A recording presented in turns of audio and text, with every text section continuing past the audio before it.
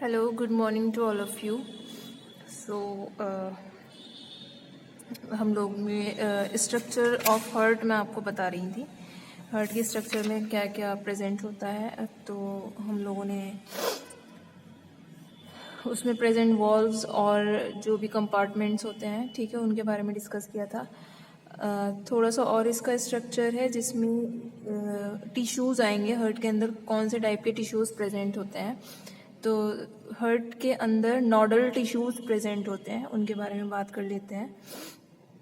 तो ये जो नोडल टिश्यूज़ हैं हार्ट के अंदर, वो स्पेशलाइज्ड टिश्यू होते हैं that can act as both muscles and nervous tissue. ठीक है, उनके अंदर दोनों ही टाइप की क्वालिटी होती है कि वो मसल्स की तरह भी बिहेव करते हैं और नर्वस टिश्यूज़ की तरह भी बिहेव करते हैं। नर्वस टिश्यूज़ से मतलब है जो हमारा नर्वस सिस्टम है, जो सिग्नल पहुंचाता, कोई भी एक्टिविटी हमारी बॉडी के अंदर हो रही है वो हमारे ब्रेन के थ्रू, नर्वस सिस्टम के थ्रू कंट्रोल होती है। लेकिन हार्ट जो है वो नर्वस सिस्टम के थ्रू कंट्रोल नहीं होता, क्योंकि इसके अंदर जो स्पेशलाइज्ड टिश्यू हैं which are nodal tissue that can act as both muscles and nervous tissue. ठीक है, तो यही नोडल टिश्यूज जो हैं, इन्हीं के कॉन्ट्रैक्शन से नर्व इम्पल्स जनरेट होता है which travel throughout the cardiac wall. Cardiac wall से मतलब है आपके हार्ट की जो वॉल्स हैं, उन पूरी वॉल्स के अंदर वो ट्रैवल करता है। ठीक है, उसी मीन्स जो नोडल टिश्यूज है वो नोडल टिश्यूज जनरेट करेंगे नर्व इम्पल्स, जिसके थ्रू पूरे हार्ट में जो है वो पंपिंग की प्रोसेस या कॉन्ट्रैक्शन रिलैक्सेशन की जो प्रोसेस है वो स्टार्ट होती है। So these nodes are responsible for automatic nature of heart beat. Heart की जो बीट है, मीन्स हार्ट की बीट होती कब है, जब इन ऑरिकल्स और वेंट्रिकल में कॉन्ट्रैक्शन और रिलैक्सेशन की प्रोसेस होती है, तो वही कॉन्ट्रैक्शन और रिलैक्सेशन जो है वो हार्ट बीट बनाते हैं। सो यही नोड्स जो हैं जिनको हम नोडल टिश्यूज कह रहे हैं, these are responsible for automatic nature of heart beat. So there are two nodes. Nodes से मतलब है वही नोडल टिश्यूज को हम नोड्स कह रहे हैं। So there are two nodes which play an important role in cardiac cycle. Cardiac cycle मतलब एक cardiac cycle means one heart beat. ठीक है, कार्डियक से मतलब होता है आपका हार्ट की बात हो रही है। So two nodes play an important role in cardiac cycle, जिसमें कि एक होता है आपका एस ए नोड, जिसको आप SAN कह सकते हो, SA node, and the second one is AV node, AVN। तो SAN मतलब sino atrial node and AVN stands for atrio ventricular node. ठीक है, तो ये दो नोड्स होते हैं जिनके थ्रू नर्व इम्पल्स जनरेट होगा और कार्डियक साइकिल कंप्लीट होगी। तो सबसे पहले हम बात कर लेते हैं SA नोड की। SA node, this one. ठीक है, तो ये जो SA नोड है विच इज सिचुएटेड हेयर, यहाँ प्रेजेंट होता है हार्ट के अंदर। ठीक है, यहाँ पर तो it coordinate the contraction of the heart. Heart का जो कॉन्ट्रैक्शन होता है, contraction means heart get this position, ये कॉन्ट्रैक्शन कहलाता है। रिलैक्सेशन मीन्स वो जब डायलेट होता है। ठीक है, तो जब जो कोऑर्डिनेट कॉन्ट्रैक्शन का है वो ऐसे नोड के थ्रू ही होता है, which is this SA node is located in the upper wall of right auricle. Right auricle के अपर वॉल पर प्रेजेंट होता है विच इज सिचुएटेड हेयर। ठीक है, इसका काम है it generate impulse that cause auricle to contract. तो यहाँ ऑरिकल की वॉल पर प्रेजेंट है, जैसे ही यहाँ से एक इम्पल्स जनरेट होता है तो ऑरिकल्स जो हैं वो ऑरिकल्स में कॉन्ट्रैक्शन होने लगता है। तो ऊपर के जो ऑरिकल्स हैं वो कॉन्ट्रैक्शन की प्रोसेस में आ जाएंगे।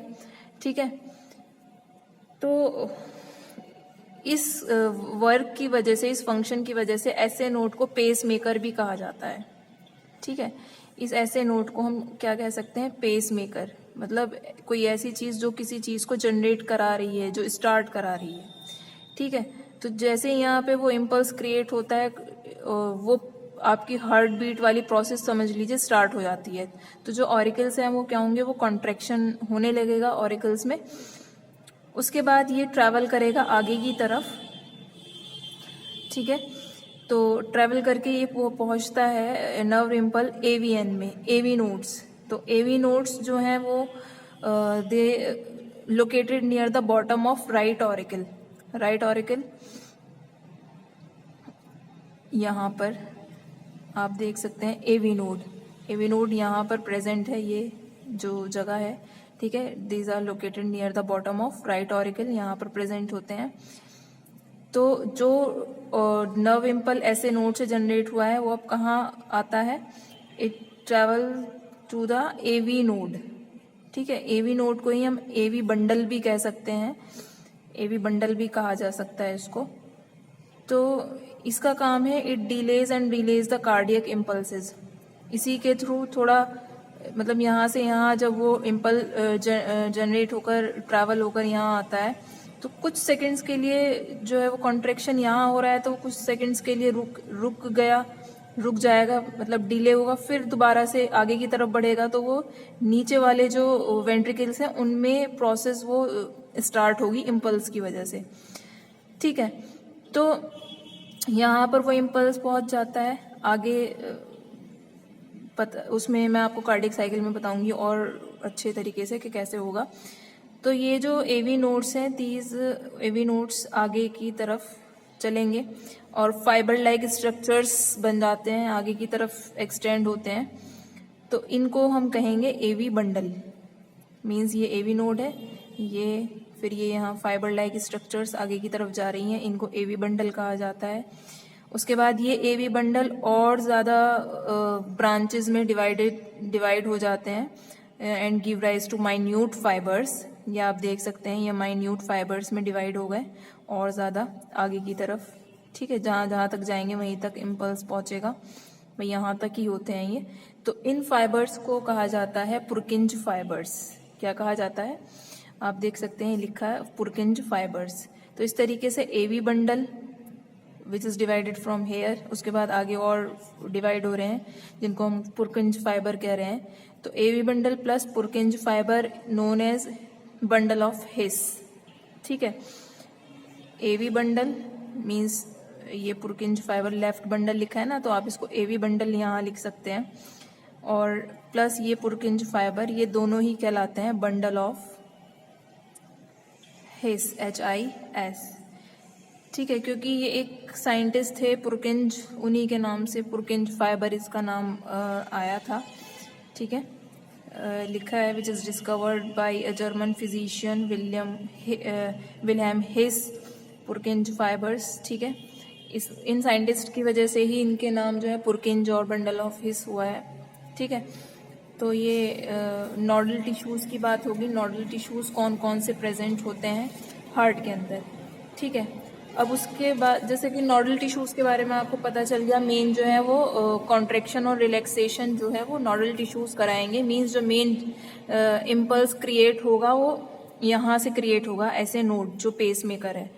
तो कार्डियक कॉन्ट्रैक्शन जो है वो कैसे होगा? कार्डियक कॉन्ट्रैक्शन मतलब हार्ट का पूरा जो कॉन्ट्रैक्शन हो रहा है, कॉन्ट्रैक्शन से मतलब वही बीट जो प्रोड्यूस हो रही है वो कैसे होगी? तो कार्डियक कॉन्ट्रैक्शन से मतलब है rate at which heart conduct impulses, किस रेट पर वो इम्पल्स को कंडक्ट करा रहा है. तो heart beat without any input from nervous system.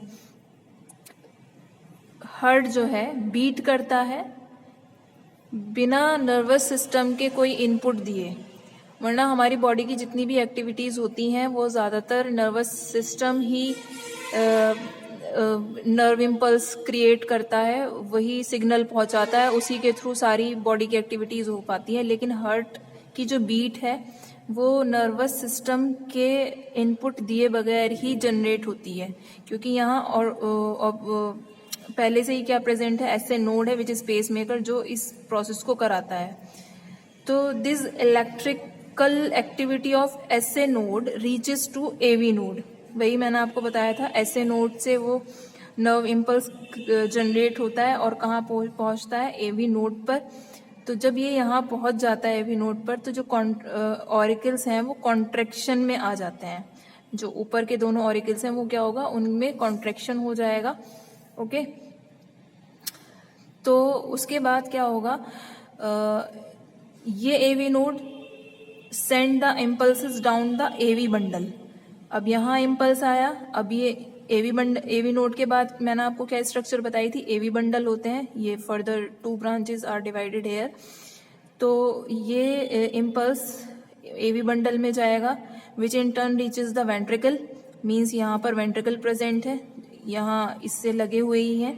तो जैसे ही ये वेंट्रिकल्स में यहाँ बंडल एवी बंडल में पहुंचा तो जो वेंट्रिकल्स हैं वो कॉन्ट्रेक्शन में आ जाते हैं, ठीक है। जैसे ही वेंट्रिकल कॉन्ट्रेक्शन में आएंगे ऑटोमेटिकली जो ऑरिकल्स होते हैं वो रिलैक्सेशन की प्रोसेस में होते हैं। तो एक बार इनका कॉन्ट्रेक्शन होता है तो ये रिलैक्स मोड में रहते हैं, जब इनका कॉन्ट्रेक्शन होता है तो ये रिलैक्स मोड में रहते हैं, जिससे हार्ट बीट प्रोड्यूस होती है, ठीक है। इसी को हम कहते हैं कार्डियक कॉन्ट्रैक्शन। तो ये डायग्राम आपको ड्रॉ करना है, दिस फिगर 18.22 ड्रॉ करेंगे आप।